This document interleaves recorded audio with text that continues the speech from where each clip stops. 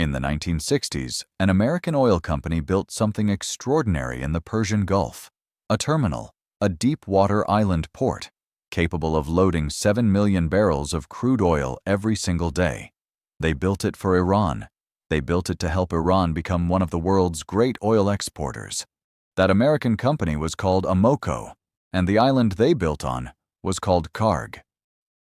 Decades later, Iran nationalized its oil. America became Iran's enemy. Revolutions happened. Wars were fought. And that same island, built with American engineering in American-allied Iran, became the economic backbone of one of America's greatest adversaries.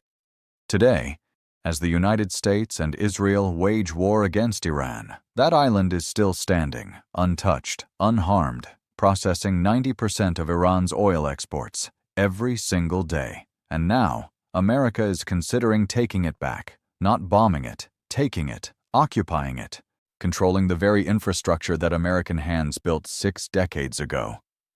Tonight, we tell the full story of Kharg Island, where it came from, what it does, why it matters, and why the decision about what to do with it may be the most consequential choice America makes in this entire war.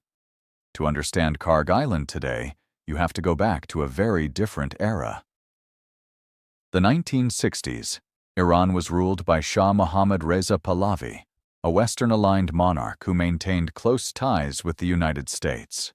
Iran was a key American ally in the Cold War, a bulwark against Soviet expansion into the Middle East. And Iran was sitting on some of the largest oil reserves on Earth. The problem was geography. Most of Iran's coastline along the Persian Gulf has shallow waters. Large oil tankers, the supertankers that carry hundreds of thousands of barrels at a time, simply could not approach Iran's mainland ports. The solution was Kharg Island. Located 25 kilometers off Iran's southwestern coast, Kharg had the deep-water access that the mainland lacked.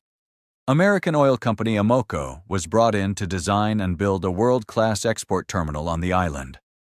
What they constructed was remarkable. Deep-water docking facilities capable of handling the largest tankers in the world, dozens of massive storage tanks, subsea pipeline connections running directly to Iran's major oil fields on the mainland, loading capacity of up to 7 million barrels of crude oil per day. It was, at the time, one of the most sophisticated oil export facilities ever built, and it made Iran one of the world's premier oil exporters. Then came 1979. The Iranian Revolution. Shah Pahlavi was overthrown. The Islamic Republic was born. American personnel were taken hostage. The U.S.-Iran alliance collapsed completely, and Kharg Island, built by Americans for an American-allied Iran, became the economic engine of the new Islamic Republic. The irony of history does not get much sharper than that. If you want to understand just how resilient and how vital Kharg Island is, look at what it survived in the 1980s. When Iraq invaded Iran in 1980, beginning one of the longest and bloodiest conventional wars of the 20th century, Saddam Hussein understood exactly what Kharg Island meant to Iran's war-fighting ability. Cut off Iran's oil revenue, cut off its ability to fund the war. So Iraq bombed Kharg, repeatedly, intensively, for years. Wave after wave of Iraqi airstrikes targeted the island's infrastructure. Storage tanks were hit, loading facilities were damaged, pipelines were disrupted. And yet, Kharg kept functioning. Iran repaired, rebuilt, adapted. The island's deep-water access was too valuable, too unique, too irreplaceable to abandon. Even under sustained aerial bombardment from a neighboring nation, Kharg Island continued to export Iranian oil. It continued to fund the Iranian war effort. It continued to sustain the Iranian economy. This historical fact is not just interesting background. It is directly relevant to today's situation, because it tells us something critical. Destroying Kharg Island is not as simple as it sounds. Even if the U.S. and Israel struck it, Iran would fight to restore it. And seizing and holding it against Iranian resistance would require a sustained, serious military commitment. The island has survived a war before. Let's talk about the number that makes Kharg Island so extraordinary. 90%. 90% of Iran's entire crude oil and petroleum product exports pass through this one island. Let that sink in for a moment. Not 50%, not 70%. 9 out of every 10 barrels of oil that Iran sells to the world flows through Kharg. Now let's put that in financial terms. Before the war, Iran was exporting roughly 1.5 to 2 million barrels of oil per day, despite sanctions. At $70 per barrel, that is over 100 million per day in revenue, over $36 billion per year.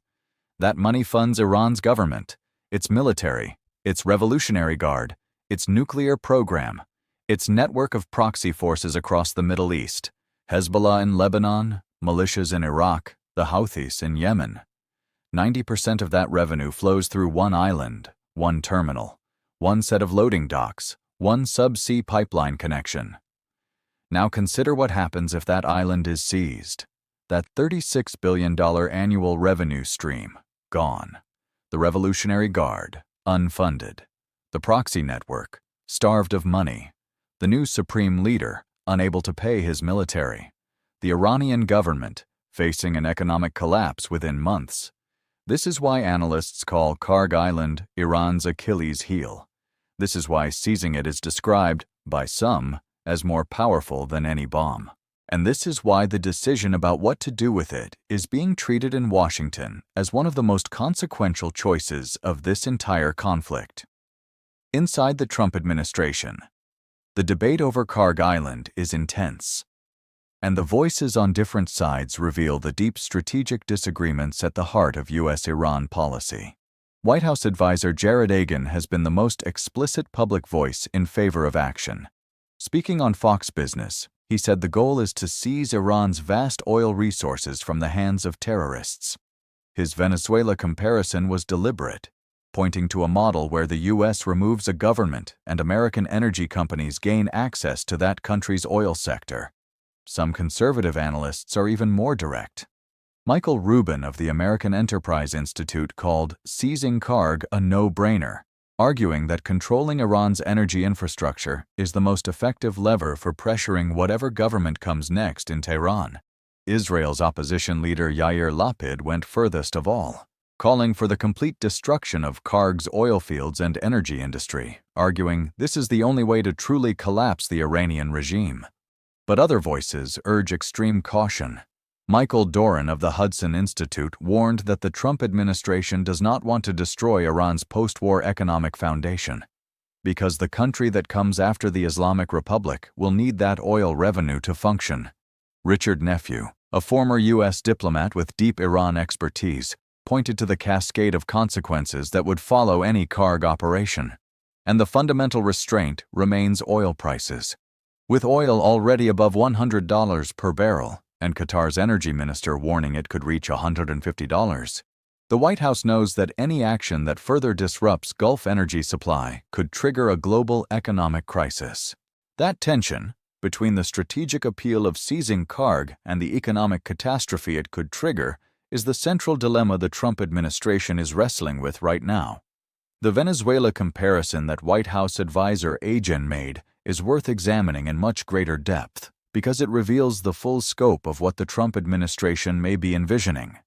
In Venezuela, the U.S. applied maximum economic pressure on Nicolas Maduro's government through sanctions. Then Trump ordered a military operation that led to Maduro's capture and removal from power. His replacement, Delcy Rodriguez, came to power under conditions shaped by Washington. And according to Agin's framing, control of Venezuela's oil industry, one of the largest in the Western Hemisphere, began transitioning toward U.S. energy company involvement. Now apply that exact template to Iran. Step 1. Degrade Iran's military and nuclear capabilities through airstrikes, already happening. Step 2. Eliminate the existing leadership. Khamenei killed. New leader installed under war conditions. Step 3. Seize Kharg Island, cutting off regime revenue and forcing political transition. Step 4. Oversee the installation of new Iranian leadership acceptable to Washington. Step 5. Open Iran's enormous oil and gas reserves to international, including American sure energy companies. Iran has the world's third-largest proven oil reserves and the second-largest natural gas reserves. The economic prize of a post-Islamic Republic Iran open to Western energy investment would be worth trillions of dollars over decades. This is not speculation. This is the logical extension of the statements being made publicly by Trump administration officials. Whether it is achievable and what it would actually cost is a very different question. Let's think carefully about how Iran responds if the U.S. moves on Kharg Island. Iran's military has already demonstrated its willingness and capability to strike targets across the entire Gulf region: Saudi Arabia, Qatar, the UAE, Bahrain, Kuwait, Iraq. Hundreds of missiles and drones launched since the war began. Now imagine the response to a direct U.S. military seizure of Iranian sovereign territory. Iran's first and most obvious retaliatory option is the Gulf's oil infrastructure. Saudi Aramco, the world's largest oil company, operates massive facilities across Saudi Arabia's eastern province. A sustained Iranian missile and drone campaign against those facilities could take millions of barrels per day of Saudi oil production offline. Qatar's liquefied natural gas terminals, which supply energy to Europe and Asia, would be immediate targets. The UAE's oil infrastructure, Kuwait's, Bahrain's, the entire Gulf energy system, already under strain, could face simultaneous, sustained attack. Iran's Revolutionary Guard naval forces would also likely attempt to mine or physically blockade the Strait of Hormuz, cutting off not just Iranian oil but Gulf oil from the entire global market. The economic consequences of that scenario are almost incalculable. And Iran knows this. The threat of triggering a total Gulf energy crisis is Iran's most powerful deterrent against a Kharg operation. It is why the island has been untouched through everything that has happened so far. And it is the central risk calculation the Trump administration must resolve before any decision is made. Seizing Kharg Island cannot be done from the air alone. Taking and holding physical territory requires boots on the ground. And this connects directly to the broader reports about Trump's interest in deploying U.S. ground forces to Iran. NBC News reported that Trump has expressed strong interest in sending U.S. troops to Iran in private discussions. The framing is careful, not a large-scale invasion, but small special operations units for strategic ground operations. Kharg Island fits that description precisely. A special operations force, supported by naval assets in the Persian Gulf and air cover, could theoretically land on the island, secure its defenses, and take control of the terminal infrastructure. The island is small, 25 square kilometers. Its value is economic and logistical, not military. It is not a fortified military base. But holding Kharg against Iranian counterattack is a fundamentally different challenge from taking it. The Iranian mainland is just 25 kilometers away. Revolutionary Guard speedboats and naval forces operate throughout the Persian Gulf. Iranian ballistic missiles and drones can reach the island in minutes. A U.S. force holding Kharg would need continuous air and naval protection. It would be, in effect, a permanent American military outpost in the Persian Gulf, sitting inside what Iran considers its own territorial waters. The logistical and strategic commitment required to hold Kharg indefinitely is enormous. And the question of what the exit strategy looks like, under what conditions do U.S. forces leave, and who takes over, has no easy answer. Analysts across the political spectrum agree on one thing: how the Trump administration handles Kharg Island will define what kind of war this actually is.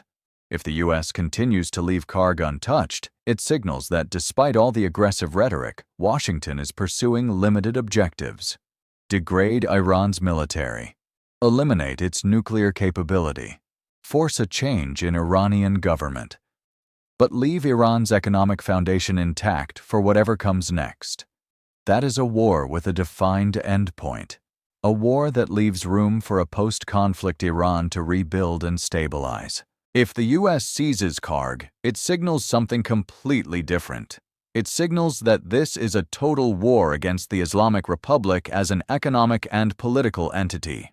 It signals that Washington intends to control Iran's oil revenue, not just its nuclear program. It signals a commitment to Iranian regime change so deep that it extends to restructuring the country's entire economic future. That is a war without a clear endpoint, a war that commits the United States to a presence in Iran, or at least in Iranian territorial waters, for years, possibly decades. The decision about Kharg Island is therefore not just a military question. It is a statement about what America wants from this war, and what America is willing to pay, in money, in lives, in global economic stability, to get it. Michael Doran of the Hudson Institute put it most precisely. How Trump handles Kharg Island will signal his long-term strategy toward Iran, not just for this week, not just for this war. For a generation. In the 1960s, American engineers stood on a small island in the Persian Gulf. They looked at its deep water, its strategic location, its pipeline connections to the vast oil fields of southwestern Iran. And they built something that would last for decades. They built it to serve an ally. They built it to make oil flow freely to the world. They built it, in their own minds, to create prosperity and stability. They could not have imagined that 60 years later, their creation would sit at the center of one of the most consequential military and strategic decisions in modern American history. Kharg Island is not just an oil terminal.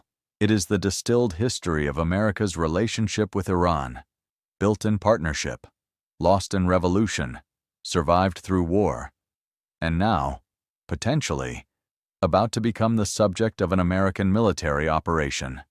The Trump administration is nearing a decision. Seize it, destroy it, leave it alone. Leave it. Each choice sends a different message to Iran, to the Gulf, to the world. Each choice carries different costs, in oil prices, in lives, in the shape of whatever Middle East emerges from this conflict. The island that American hands built may soon be taken back by American hands, and the world will feel it, at the pump, in their economies, and in the balance of global power for years to come. Thank you for watching. Please like, share, and subscribe for continued in-depth coverage of this crisis. Stay informed, stay critical, and we will see you in the next one.